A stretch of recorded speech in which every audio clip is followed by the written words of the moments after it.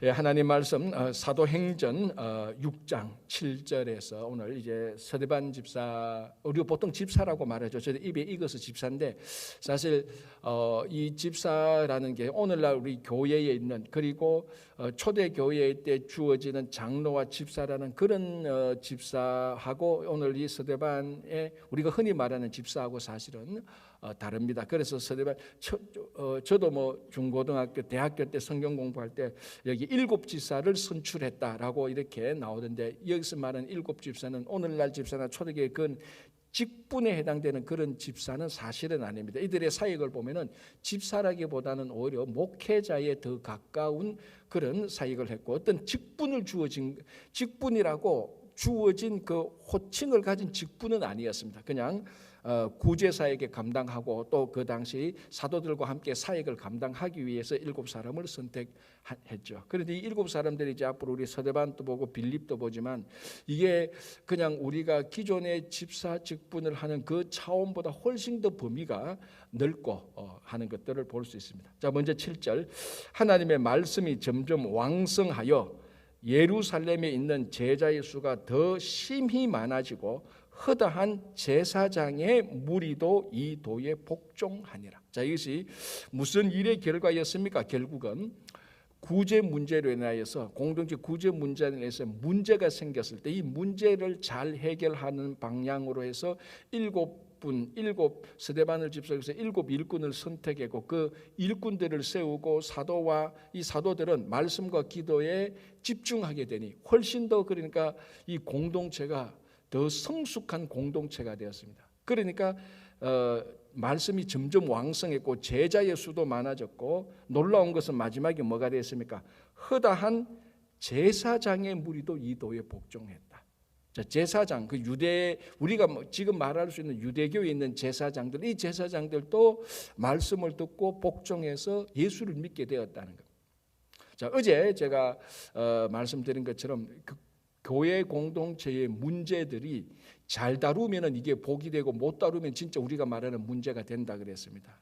자, 우리가 지금 이제 초대 교회의 이 일들을 보면서 앞에 몇 가지 문제들이 있었던 것을 벌써 봤습니다. 첫 번째가 뭐 저까지 안 가고 5장만 봐도 아나니아와 삽비라 문제. 이거 굉장히 큰 문제였습니다. 왜냐하면은 우리말로 하면 교회에서 한 부부가 죽었으니까. 이 뭐 엄청난, 사실은 일파만파 문제가 되면 될 수 있는 그런 일들이었습니다. 자, 그런데 5장 11절을 보면 이렇게 되어 있죠. 아나니아와 삽비라 사건이 끝나고 난 다음에 온 교회와 이 일을 듣는 사람이 다 크게 두려워했다. 이 두려워했다는 것은 공포심 이런 것이 아니고 거룩함, 경외함이, 하나님의 그 거룩함에 경외함에 대한 마음이 생겼다는 겁니다. 그리고 5장 12절부터 16절까지 그 아나니아와 삽비라 사건이 끝나고 그 예수 믿는 사람들이 많은 사람들에게 칭송을 받고 사도들로 인하여서 기사와 표적이 일어나고 많은 사람들이 예수를 믿게 되었습니다. 자, 이것도 똑같은, 지금 우리가 뭘 보려는가 하면은 문제가 생겼고 그 문제를 잘 해결하니까 이게 오히려 더 큰 복이 되어서 교회가 더 부흥하고 더 기사와 표적이 나타나고 더 하나님의 사역이 확장됐다는 겁니다. 아나니아와 삽비라 사건의 결론도 그렇게 되었습니다. 자, 그리고 17절부터 보면은 이 대제사장과 사두개인들이 시기가 나서 사도들을 감옥에 가두어 버렸습니다. 이게 굉장히 큰 문제 아닙니까? 사도들이 감옥에 갇혀졌으니까. 자, 그래서 하나님께서 감옥에 갇힌 사도들을 초자연적인 기적을 일으켜서 그 사람들을 감옥에서 하나님께서 나오도록 했습니다. 자, 그리고 난 다음에 5장 42절을 한번 보시기 바랍니다. 5장 42절, 41절, 42절 우리가 어제 본 건데요. 사도들은 그 이름을 위하여 능욕받는 일에 합당한 자로 여기심을 기뻐하면서 공회 앞을 떠나니라. 그들이 날마다 성전에 있든지 집에 있든지 예수는 그리스도라고 가르치기와 전도하기를 그치지 아니하니라. 자, 사도들이 감옥에 갇힌 큰 문제에 직면했습니다. 자, 이번에는 하나님께서 직접 간섭하셔서 감옥에서 이들을 꺼내주시고 성전에서 가르치라고 말하니 이 사도들이 자기들을 체포하려고 다시 감옥에 가두려고 자기들을 죽이려고 하는 사람들에 전혀 두려워하지 않고 겁먹지 않고 여전히 성전에 가서 말씀을 가르쳤습니다. 이제는 날마다 가르치게 됩니다. 날마다 가르치고 집에 있든지 성전에 있든지 계속해서 가르치고 가르침과 전도하기를 그치지 않습니다. 계속해서 더 번성하고 부흥하는 일들을 보여줍니다. 자, 아나니아와 삽비라 큰 문제였죠. 그리고 이 사도들이 감옥에 갇히는 거 큰 문제였죠. 둘 다 뭐였습니까? 이 문제가 끝나고 난 다음에 계속해서 부흥하고 성장하고 성숙하고 하나님 나라가 확장한 걸 보여줍니다. 자, 어제 보았던 이 교회 공동체의 구제 문제로 인하여서 갈등이 생겼습니다. 헬라파 히브리파가 쫙 갈라져서 헬라파 유대인들이 히브리파 사람들을 원망했습니다. 왜 너희들 사람들만 구제를 하느냐? 이거 자칫 해결 잘못하면 어떻게 됩니까? 교회가 분열되는 거죠. 헬라파 교회 하나 생기고 히브리파 교회 하나 생기는 겁니다. 전형적인 분열의 조짐이 확 생겼습니다. 그때 사도들이 이것을 분열로 가지 않고 7 일꾼을 세워서 이 일을 하도록 하고, 자기들은 이런 일들을 하느라고 교인들이 많아지고 제자의 수가 많아지니까 그 조직을 다스리라고 사도들이 기도와 말씀에 좀 충실하지 못했던 것을 알고 더 기도와 말씀에 충실하고 7 일꾼들이 이런 일을 하니까 또 뭡니까? 7절에 나온 것처럼 하나님의 말씀이 점점 왕성하여 예루살렘에 있는 제자의 수가 더 많아지고 이번에는 제사장까지 예수 믿는 일이 일어났습니다. 자, 어제 했던 말을 제가 지금 최근에 몇 사건을 한 3사건을 해서 우리가 예를 보는 겁니다. 자, 문제가 있었습니다. 아나니아와 삽비라가 죽었습니다. 사도들이 감옥에 갇혔습니다. 교회가 분열할 위기에 직면했습니다. 연속 문제가 터지는 겁니다. 아마 이 굉장히 큰, 이게 전부 다 사소한 문제가 아니라 전부 다 이게 뭐 감옥에 가고 사람이 죽고 하는, 그리고 교회가 쫙 갈라질 수 있는 바로 그 직전에 했던 사사로운 문제가 됩니다. 이 문제의 무게가 굉장히 크죠. 그런데 이 문제들을 사도들이 잘 해결하고 극복하고 기도하고 하나님의 뜻대로 일을 처리할 때 이 문제가 전부 다 부흥과 성장과 성수가 복으로 다 바뀌었다는 겁니다. 이게 교회 공동체뿐만 아니죠. 우리 각자 개인도 똑같습니다. 여러분 가정도 똑같고 국가 공동체도 똑같습니다. 국가가 위기가 닥치면요, 그 국가의 백성들이 좀 힘을 모아서 그 위기를 극복하면 그 국가는 훨씬 더 한 단계 두 단계 더 성숙해집니다. 신앙 공동체는 당연하죠. 우리가 예수를 믿는 사람들이 함께 모여서 교회 신앙 공동체로 할 때 왜 문제가 안 생깁니까? 문제가 분명히 생깁니다. 그러나 이것을 잘 극복할 때, 그래서 진짜 핵심은 문제가 생기는 게 핵심이 아니고 이걸 그 교회 공동체 멤버가 어떻게 잘 극복하느냐, 이 방법에 있어서 하나님의 뜻대로 하나님의 뜻을 추구하고 하나님의 방법대로 하는, 요게 사실은 핵심입니다. 사람 여러분, 자, 지금까지 여러분들이 가정이나 직장이나 교회에 일어났던 문제들을 한번 생각해 보십시오. 어떤 문제가 생겼는데 그때 그 생긴 문제 때문에 진짜 크게 화를 당한 적은 몇 번 없습니다. 그 문제를 처리하면서 사람들이 싸우고 갈등하고 그 문제를 처리를 잘못하기 때문에 막 분열이 일어나고, 그 문제를 잘못 처리하기 때문에 진짜 그 문제가 더 큰 문제로 된 것이지, 그 문제 자체로 인하여서 막 갈등하고 그 문제 자체 때문에 혼란과 분열과 깨어진 것은 거의 없어요. 그 처리하는 방식에서 원래 잘못됐기 때문에 된 거예요. 가정도 똑같습니다. 인간관계도 다 똑같습니다. 우리가 사는데 왜 문제가 없습니까? 생기죠. 당연히 생깁니다. 내가 아무리 잘해도 생깁니다. 그러나 그것을 잘 처리해 나갈 때 그거는 반드시 더 좋은, 더 성장하고 성숙한 복으로 바뀌는 것을 초대교회의 교회 문제들이, 교회 공동체 문제들이 우리한테 확고해 줍니다. 그래서 무슨 문제가 생겼다, 그거 겁낼 거 하나도 없습니다. 그럼 뭘 기도해야 됩니까? 하나님, 이 문제를 우리가 잘 해결하여서 이 문제가 복이 될 수 있도록 해주십시오. 그게 핵심입니다. 자, 8절. 이제 그 7 일꾼 가운데 가장 대표적인 역할을 하는 서대반. 그래서 7명단 나올 때도 서대반이 제일 먼저 나왔죠. 서대반과 빌립과 버로고로와 이렇게 쭉 나왔죠. 자, 이제 서대반에 대해서 사도행전이 증거합니다. 8절 보겠습니다. 6장 8절. 서대반이 은혜와 권능이 충만하여. 자, 서대반에 은혜와 권능이 충만했다 그랬는데 요 앞에 있었던 6장 3절 보겠습니다. 이 서대반 7 일꾼을 선택하는 기준이 뭐였는가? 6장 3절. 형제들아, 너희 가운데에 성령과 지혜가 충만하여. 자, 그리고 5절 보겠습니다. 6장 5절. 온 무리가 이 말을 크게 기뻐하여 믿음과 성령이 충만한 사람 서대반, 그리고 8절 방금 나왔던 것처럼 은혜와 권능이 충만. 10절 보겠습니다. 스데반이 지혜와 성령으로 말함을 보고. 자, 요 지금 6장 한 군데에서 6장에서 스데반을 말할 때 성령과 지혜와 권능이 믿음이 충만했다. 스데반이 충만했다. 자, 이 사도행전은 누가 기록한 것이죠? 예, 누가 기록한 것이죠.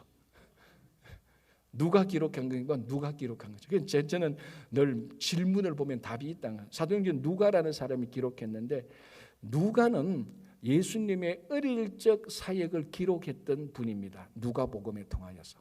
그래서 한 어릴 적에 예루살렘 성전에 갔다가 길을 잃어버린 가족들이 그 가족이 예수님께서 예루살렘 성전에 있는 것을 모르고 그냥 자기들끼리 갈릴리로 왔다가 다시 예루살렘에 가서 어린 예수님을 보잖아요.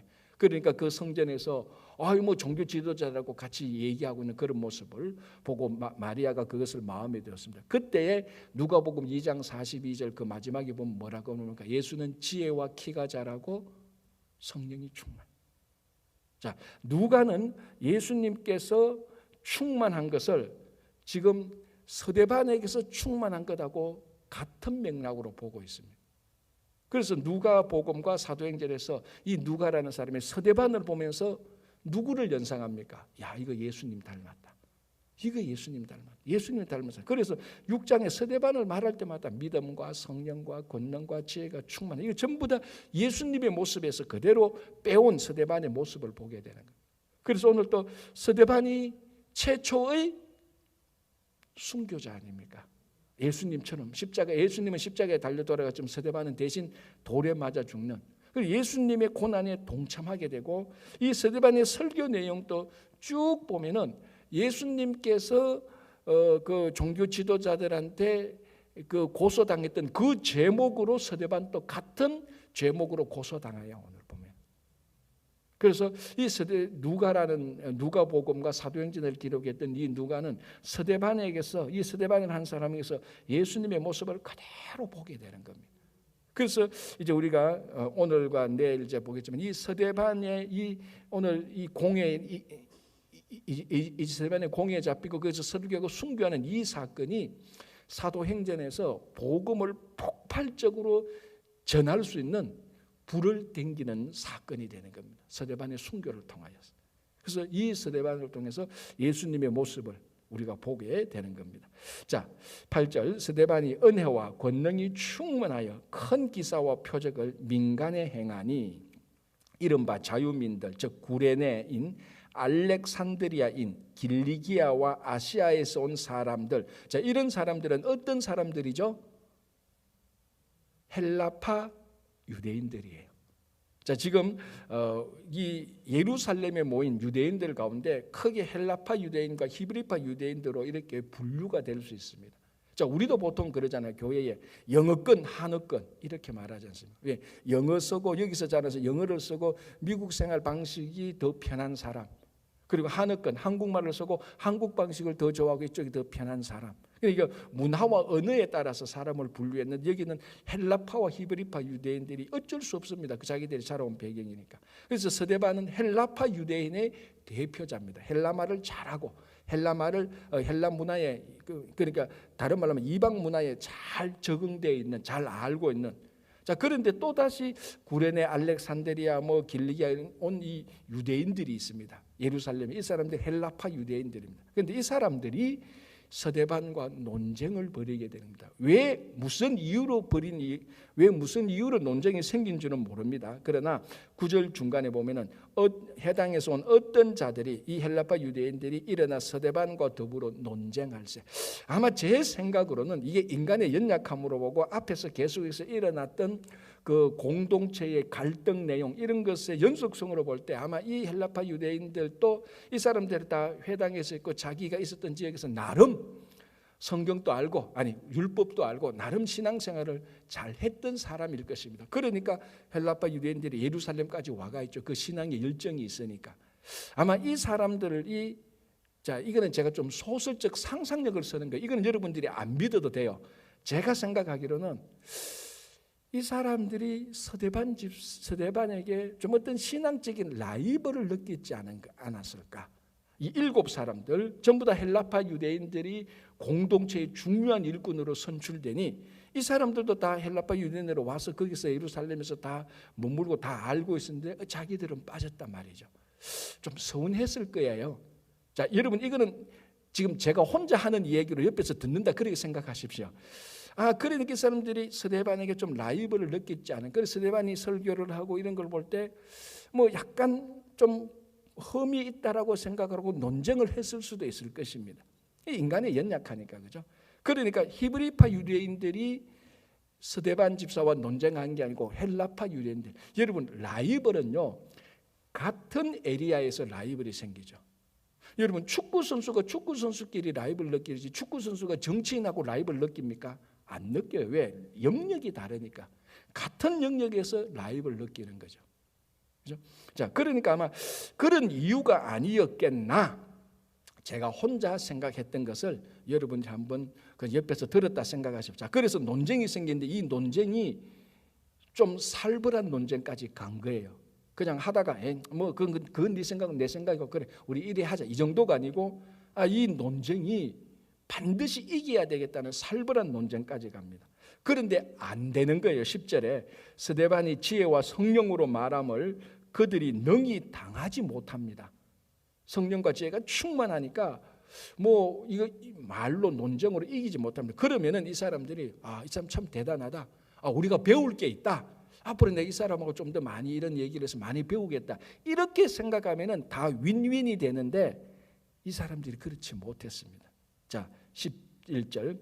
이 사람들이 헬라파 유대인 이 사람들이 사람들을 매수하여 말하게 하되 이 사람이 즉 스데반 말이죠. 이 사람이 모세와 하나님을 모독하는 말을 하는 것을 우리가 들었노라 하고 백성과 장로와 서기관들을 충동시켜 조작하고 선동하는 거죠. 조종하는 거죠. 와서 잡아가지고 공회에 이르러 거짓 증인들을 세우니. 이거는 전형적으로 정치인들이 모략을 세울 때 그리고 정치인들이 상대방을 제거할 때 정치적인 아주 나쁜 방법이 여기서 그대로 나타나는 사람들을 매수하죠. 선동하죠. 조종하죠. 거짓 증인들을 세우죠. 이게 어디서 나타난 모습들하고 비슷합니까? 그렇죠. 예수님이 이 종교 지도자들이 예수님을 잡아서 빌라도까지 넘겨주기 과정에 일어났던 일들이 그대로 또 일어나는 겁니다. 그래서 아까 얘기했지만 스데반에게서 우리는 많은 예수님의 모습을 본다고. 예수님이 성령과 지혜가 충만했던 그 모습도 그렇고 고난당하고 공회에 붙잡혀가고 죽는 모습도 보면은 그 가정대로 보면 거짓 증인들이 나타나고 예수님에게도 거짓 증인들이 나타났잖아요. 사람들을 선동하고 매수해가지고 이런 전체적인 흐름이 스데반이 당하는 그런 그 고난이 예수님이 당하는 고난하고 비슷하게 가는 겁니다. 그러니까 이 고난을 주는 이 사람들 참 다 같이 신앙생활을 했던 사람들인데 방법은 굉장히 세상적인 암수, 나쁜 방법을 쓰게 되는 겁니다. 자, 거짓 증인들이 뭐라고 말하는가? 13절. 거짓 증언들을 세우니 이르되 이 사람이 스데반 말이 이 사람이 거룩한 곳과 율법을 거슬러 말하기를 맞이하는도다. 뭐를 거짓 증언합니까? 거룩한 곳, 성전과 율법에 대해서 거짓 증언을 합니다. 자, 내용이 보십시오. 14절. 그의 말에 이 나사렛 예수가 이곳을 헐고 또 모세가 우리에게 전하여 준 규례를 고치겠다 함을 우리가 들었노라 하기는. 요 내용도 예수님께서 당했던 거짓 증인들의 내용하고 아주 유사해요. 자, 거짓 증인들이 뭐라고 말합니까? 이 사람이 성전을 헐라고 그랬다. 그러면 자기가 3일 동안 세우겠다고 말했다. 예수님이 그 말을 했죠. 요한복음에서 성전을 헐라. 그러면 내가 3일 만에 세우라. 이 성전은 자기를 가리킵니다. 예수님께서 성전의 주인이고 성전의 머리니까 예수님께서 3일 돌아가셨다가 3일 만에 부활하신 그 부활을 말하면서 그 당시 타락한 성전 안에서 매매하고 장사하고 돈을 바꾸는 그 성전 그렇게 했는 걸 가지고 글자 그대로 딱 적용해서 이 사람은 성전을 모독했다라고 얘기를 했던 겁니다. 그게 또 스데반에게 또 나타나는. 그리고 예수님께서 율법, 그러니까 특별히 안식일 율법을 범함으로 거기서 계속해서 누적되어서 결국 고소를 당하게 되는. 그러니까 이 스데반이 당하는 고난의 패턴, 고소당한 내용까지도 예수님하고 그대로 닮아갑니다. 자, 15절. 공회 중에 앉은 사람들이 다 스데반을 주목하여 보니 그 얼굴이 천사의 얼굴과 같더라. 자, 이 놀랍지 않나요? 지금 스데반은 말할 수 없는 무시를 당하고 있고 거짓 증언을 당하고 있고 오해를 당하고 있습니다. 우리 같으면 이때 우리 얼굴이 어떻겠습니까? 여러분들이 이런 일을 당해서 공회 앞에 섰다. 여러분 얼굴이 천사의 얼굴 같겠습니까? 평소에 천사의 얼굴 때 이때는 막 씩씩거릴 겁니다. 막 얼굴이 막 혈기차가지고 막 내가 언제 그랬느냐고 막 무시당해서 억울함이 얼굴에 확 드러나고 내가 반드시 이 일이 끝나면 복수를 하겠다. 복수심이 얼굴에 드러날 것이고 원한이 얼굴에 드러날 것입니다. 그게 사실은 정상이에요. 그죠? 그렇잖아요. 이 뭐 같은 헬라파 유대인들에게 배반당하고 무시당하고 사람들을 매수하고 거짓 정언들을 세우고 선동해서 자기를 막 이렇게 그 공에 세워놓고 몰아채우는데 그거 기분 좋아할 사람 여기 누구 있습니까? 아무도 없어요. 그런데 사람들이 스데반의 얼굴을 보니 천사의 얼굴 같아요. 여러분 이거는 그냥 겉과 속이 다른 천사의 얼굴이 아닙니다. 그죠? 겉과 속이 같은 천사의 얼굴인데 이 스데반의 얼굴을 통해서 우리가 지금 스데반이 원한을 품고 있습니까? 아니죠. 복수하겠다고 결심을 하고 있는 얼굴입니까? 아니죠. 내 너무너무 억울하다. 미치겠다. 그런 얼굴입니까? 아니잖아요. 천사의 얼굴이 이게 겉과 속이 같은 천사의 얼굴이 너무너무 억울하다. 막 원한이 쌓이고 보복심에 쌓인 그런 얼굴이 아닙니다. 자, 5장 41절 또 한 번 더 볼게요. 사도들은 그 이름을 위하여 능력받는 일에 합당한 자로 여기심을 기뻐하면서 같은 거 아닙니까? 사도들이 고난당할 때 능력당하는 것이 이게 예수님도 능력당했구나. 우리도 능력당한다. 야, 이제 우리가 드디어 예수님의 고난에 동참하구나. 기뻐했던 그 얼굴이 스데반의 얼굴, 천사의 얼굴하고 똑같습니다. 우리의 얼굴은 어떻습니까? 우리는 언제 천사입니까? 먹을 거 다 주고 공짜로 선물 많이 주고 네 잘한다고 막 인정해주고 네가 최고다 박수 칠 때 그때 얼굴이 펴가지고 천사의 얼굴이 되는 우리의 얼굴이죠. 그러다가 누가 한마디만 해도 발끈 일어나고 누가 약간만 손해만 해도 집에 가서 이를 부룩부룩 갈면서 전화기 들고 막 자기 억울함을 호소하고 그것도 안 되면은 거기에다가 거짓말을 보태서 은근히 사람들을 선동하는 그게 우리들의 모습인데 그 180도 반대의 일을 당했는데 스데반은 천사의 얼굴을 하고 있습니다. 능력을 당했는데 사도들은 기뻐했어요. 우리들이 이 사도행전을 보면서 어떻게 하나님의 나라가 확장되고 성령께서 어떻게 역사하시는가 그것도 반드시 배워야 되지만 거기에 동참한 사도들 하나님의 일꾼들이 어떻게 그 일을 감당했는가를 우리가 절대로 놓쳐서는 안 됩니다. 이런 일들. 그렇죠? 그래서 그 얼굴이 천사의 얼굴과 같더라. 이 천사의 얼굴이 모든 게 만족했을 상태에 일어났던 얼굴이 아닙니다. 모든 게 억울하고 모든 게 말이 안 되고 모든 게 정말 엄청난 핍박으로 다가올 때 천사의 얼굴을 했던 겁니다. 자, 7장으로 가서 대제사장이 이르되 이것이 사실이냐? 너가 정말 율법과 성전에 대해서 모독했느냐? 그것이 사실이냐? 이제 신문을 하는 겁니다. 자, 그에 대한 답변 2절 스데반이 이르되 여러분, 자 스데반이 이르되 여러분, 자 여기서부터 이제 스데반의 긴 설교가 이어집니다. 이게 신약 성경에 나타난 한 사람의 설교로서 제일 긴 설교입니다. 물론 구약에 가면은 신명기 자체가 모세의 설교니까 뭐 거기에 비교는 못하지만 신약에서 한 사람의 설교가 가장 긴 설교로 나타나는 게 스데반의 설교입니다. 그래서 스데반이 이제 구약 아브라함 때부터 쭉 요약해서 성 예수님까지 어떻게 지금 요약해서 설교하는가를 나타납니다. 크게 보면은 첫 번째 아브라함에 대해서 얘기하는데 그게 7장 2절에서 8절입니다.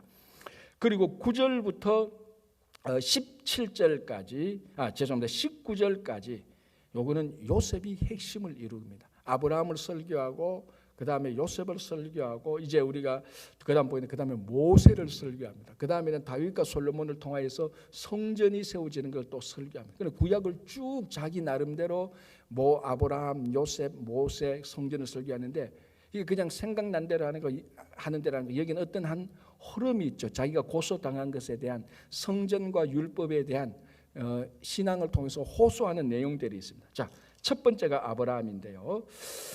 자, 이제 2절부터 8절까지인데 여기서 이제 아브라함의 특징은 뭡니까? 하나님께서 갈대아 우르에 있는 아브라함을 이끌어내서 가나안에 살게 했습니다. 그죠? 그리고 가나안에 살게 했고 이 아브라함에게 하나님께서 언약의 조상이 되는 약속을 주셨습니다. 그 약속의 표현으로 할례를 행하게 되는 거죠. 그죠? 자, 그래서 한번 보시기 바랍니다. 4절 한번 보겠습니다. 7장 4절. 아브라함이 갈대아 사람의 땅을 떠나 하란에 거하다가 그의 아버지가 죽음에 하나님이 그를 거기서 너희 지금 사는 이 땅으로 옮기셨느니라. 자, 그리고 5절. 그러나 여기서 발붙일 만한 땅도 유업으로 주지 아니하시고 다만 이 땅을 아직 자식도 없는 그와 그의 후손에게 소유로 주신다고 약속하셨으며, 언약이죠. 그리고 8절. 할례의 언약을 아브라함에게 주셨더니 그가 이삭을 낳아 8해 만에 할례를 행하고 이삭이 야곱이 우리 12조상을 낳으니라. 자, 아브라함에게 있어서 아브라함이 갈대아 우르를 떠나서 가나안에 왔다, 이동했다, 우리말로 또 이민했다는 말도 되겠죠. 그리고 하나님께 약속을 받았고 약속의 표시로 할례를 행했던 사람이 우리 아브라함이 아니냐. 자, 일체 여기에 대해서 누구도 이 아브라함의 신앙에 대한 요약 설교에 대해서 시비를 걸 수가 없습니다. 명백한 사실입니다. 자, 그리고 이제 9절에 여러 조상이 요셉을 시기하여, 바로 이제 요셉으로 넘어갑니다. 애굽에 팔았더니 하나님이 그와 함께 계셔. 자, 그러면은 아브라함을 설교하고 바로 요셉으로 갔습니다. 이 아브라함과 요셉의 지금 공통점이 뭡니까? 그렇죠. 떠났죠. 이동했습니다. 하나님께서 이동하게 하는 겁니다. 아브라함은 갈대아 우르에서 가나안으로 이동하게 했고, 하나님이 요셉은 가나안에서 애굽으로 이동하게 됩니다. 자, 그 다음에 누구 나왔다고요? 모세는 어떻습니까? 애굽에 있는 사람들을 자기만 아니고 다 이끌고 다시 가나안으로 옵니다. 자, 이 모든 주체자가 누굽니까? 하나님이죠. 하나님이 이스라엘 백성들을 어떻게 합니까?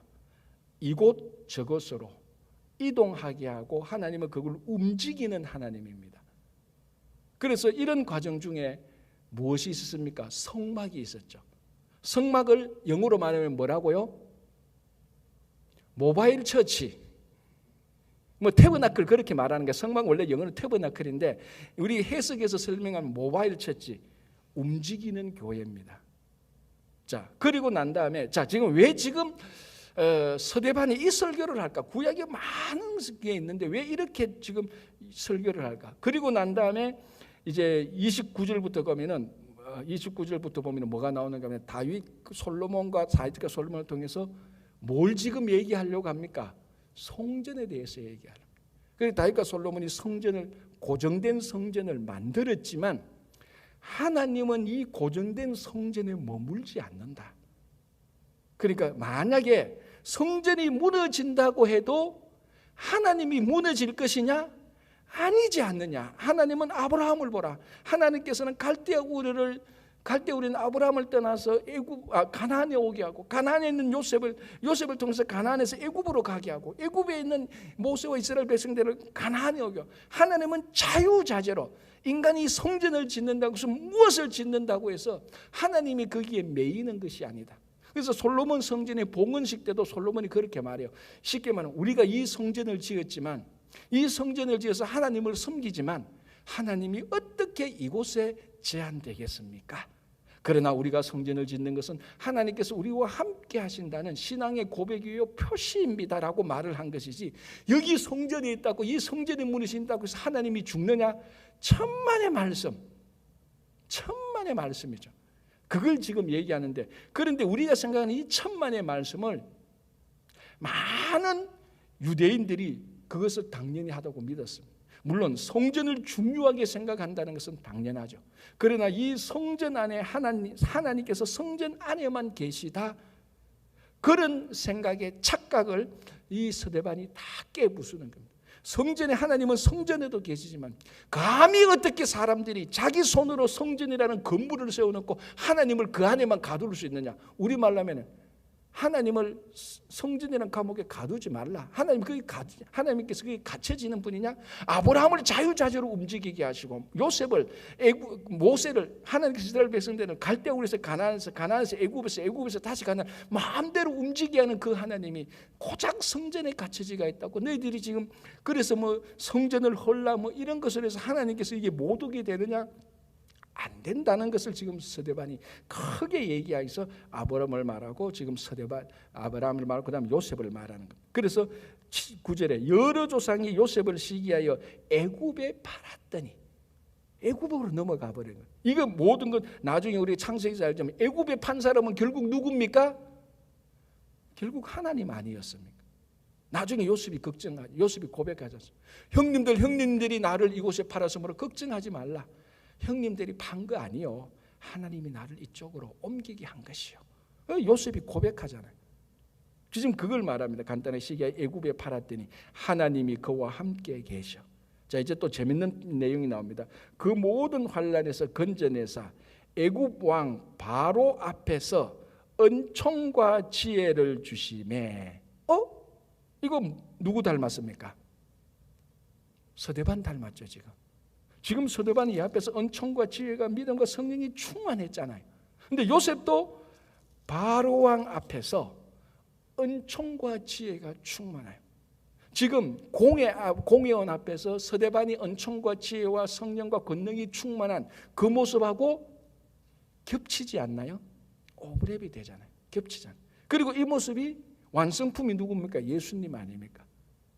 그러니까 옛날에 조상들도 그랬고 예수님도 그랬고 스데반도 그렇고, 이제는 누가 그래야 됩니까? 우리가 그래야 되는 거죠. 이 이야기가 스데반 이야기가 아니고 우리 이야기입니다. 사실 우리가 고난 당할 때 기뻐할 줄 알아야 되고, 능력 당할 때 이제 내가 좀 예수 제대로 좀 믿는 거 같네, 나도 예수님처럼 능력 당하네, 그 신앙의 기쁨이 있어야 되는 겁니다. 그리고 능력 당할 때 천사의 얼굴이 좀 나타나야 되지 않을까요? 여러분, 천사의 얼굴은 미인에게서 나타나는 게 아니잖아요. 신앙에서 나타나는 것 아닙니까?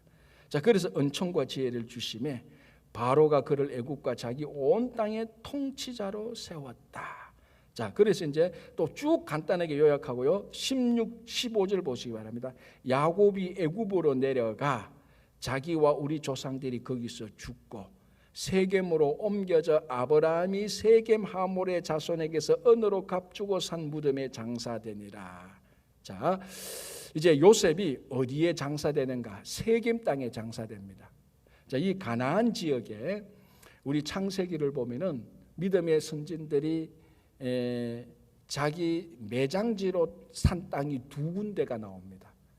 아브라함이 산 땅, 헤브론 땅에 있는 은 400세겔에 준 그 산, 이제 여러분 부동산 아니니까 관심 없죠. 아브라함 부동산이니까 뭐 무슨 관심이 있습니까? 아브라함이 헤브론 땅 막벨라굴에 해쪽 속에 샀던 400달러 주고 산 막벨라굴이 있고, 야곱이 세겜 땅에 또 매장지를 산. 그런데 여기서 아브라함이 샀다고 하는데 사실은 글자 그대로 말하면은 야곱이 산 거예요. 그래서 세겜과 헤브론에서, 세겜은 어느 땅이냐? 사마리아 땅이에요. 그러면 요셉의 유해가 어디에 있습니까? 사마리아 땅에 있다고.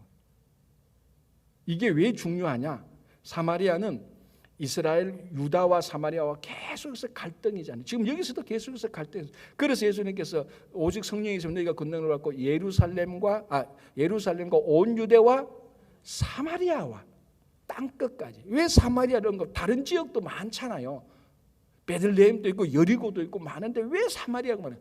사마리아는 이 당시에는 이방의 땅이라고 해서 저주와 무시한 땅, 외국 땅하고 마찬가지로 취급한 거예요. 근데 이 땅에 누가 묻혔다고? 요셉의 유해가 여기에 있다. 이 땅이 남의 땅이냐?